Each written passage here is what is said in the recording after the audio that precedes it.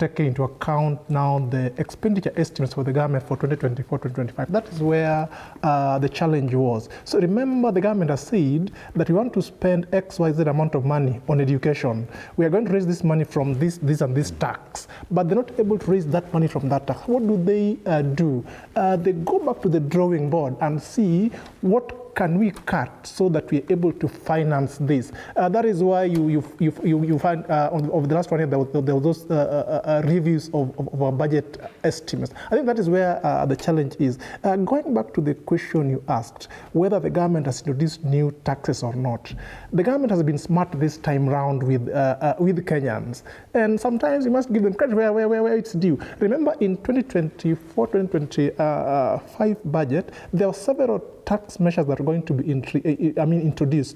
For example, the key ones that captured the attention of Kenyans was the VAT on bread. That was very key. The VAT on maize, that was very key. We had the carbon tax, you remember? That was very key. That captured the attention of Kenyans. Then we had land rates, where all individuals, irrespective of whether you are owning a leasehold land or a freehold land, you have to pay land rates. Meaning, even your parents back at home were to pay land rates. That captured the attention of Kenya. Then, of course, the railway levy that was going to add the fuel prices. This time round, the government has been smart. They have increased taxes, albeit under the table, for the taxes that are there. I like what Prof. When you say under the table, means you will not see a percentage, say a percentage increase in VAT maybe from 16 to 18. But what I want to pick from what Fred was saying. If you say you're moving a product from zero rate to exempt rate, what it means is that the producer of that product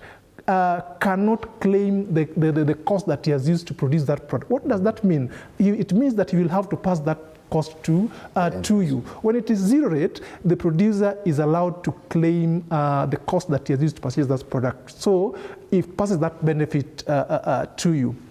There are some aspects that the government has deliberately moved products from exempt to standard rate, meaning these products initially were exempt in total, but now they're going to be charged VAT. So essentially, what that essentially means is the price of that product is going to go up by 16%. So if you look at the budget, the finance bill in total, you will not see aspects where the government is saying you're going to introduce the tax or you're going to increase these taxes. Basically, you're saying you're being managed.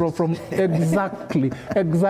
And I think they're smart at doing that. Remember, also our expenditure estimates for 2025-2026 have gone up by around 10%. This time around, we're looking at a budget of 4.3 trillion, and the government must find a way to finance that budget. And maybe these are the fallback areas that they're looking at to finance that budget. And we've seen the strain in trying to raise revenue, even despite the higher taxes. KRA has not been able to meet their target, and even I think Q1 they still struggled.